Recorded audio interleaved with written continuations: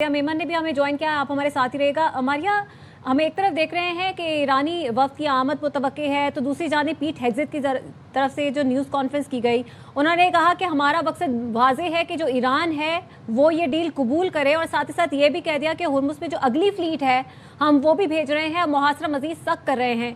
क्या उनकी इस कॉन्फ्रेंस को इग्नोर किया जा सकता है? जी, तो ये जो जंग है इसकी जो कीमत है वो हर रोज बढ़ती जा रही है, और मैं हर रोज से ज्यादा अगर कहूँ कि हर घंटे इसकी कीमत बढ़ती जा रही है, जो उसका फाइनेंशियल टोल है पूरी दुनिया अदा कर ही रही है। लेकिन साथ साथ अमेरिका और ईरान के अपने लिए भी इस जंग के अखराजात बढ़ते जा रहे हैं। तो इस वक्त जो बयानात हैं, जो सूरत हाल है, जो एक मिनी डेडलॉक सा गुज़िश्ता हम देख रहे थे 5 दिन से था, उसमें ये गेम ऑफ नर्व्स भी है।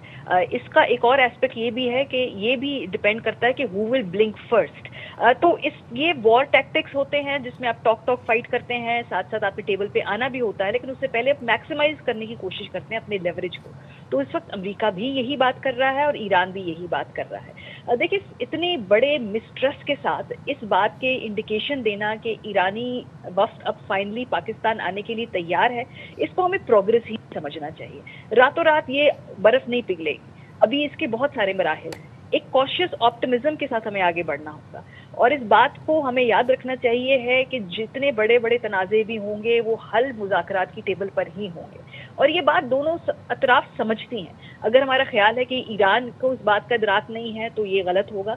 अमेरिका भी ये समझता है कि जितनी जल्दी उनको अपने लॉसेस यहाँ से कट करने पड़े और मुज़ाकरात की टेबल के ऊपर ये मामला सॉल्व हो, तो उनके लिए भी बेहतरी है, उनकी डोमेस्टिक ऑडियंस के लिए भी बेहतरी है। क्योंकि प्रेसिडेंट ट्रंप के इर्द गिर्द चंद हॉकिश अनासर के अलावा पूरी अमरीकी अवाम, अमरीकी मीडिया, अमरीकी इस्टेब्लिशमेंट इस जंग के हक में नहीं। और ऐसा ही कुछ अब हम देख रहे हैं कि ईरान की भी सूरत हाल है, क्योंकि ईरान के अंदर भी अब इस जंग के जो अंदरूनी इशूज के हवाले से एक मुख्तलिफ सोच पाई जाती है। वहाँ की जो क़यादत है, हम समझे कि वो तमाम एक ही पेज पे है, तो बज़ाहिर ऐसा नज़र नहीं आता। तो आगे बढ़ के मुज़ाकरात के अगले अमल में पाकिस्तान अपना जिस हद तक किरदार अदा कर रहा है, चाहे उसके लिए हमें पर्सनली हमारी क़यादत को इन ममालिक में खुद जाना पड़े, टेलीफोन कॉल करने पड़े, लेकिन बाकी दुनिया की जो जिम्मेदारी है, जिस हद से एक सेंस ऑफ अर्जेंसी हमें नजर आनी चाहिए है, वो लैकिंग है। क्योंकि ये खाली इस खित्ते का मसला नहीं है। अगर यहाँ पे एनर्जी क्राइसिस जैसे आगे जो सप्लाई एंड चेन का सूरत हाल इस वक्त डिसरप्ट हुई है, तो इसके पूरी दुनिया के हर मुल्क तक जाएंगे।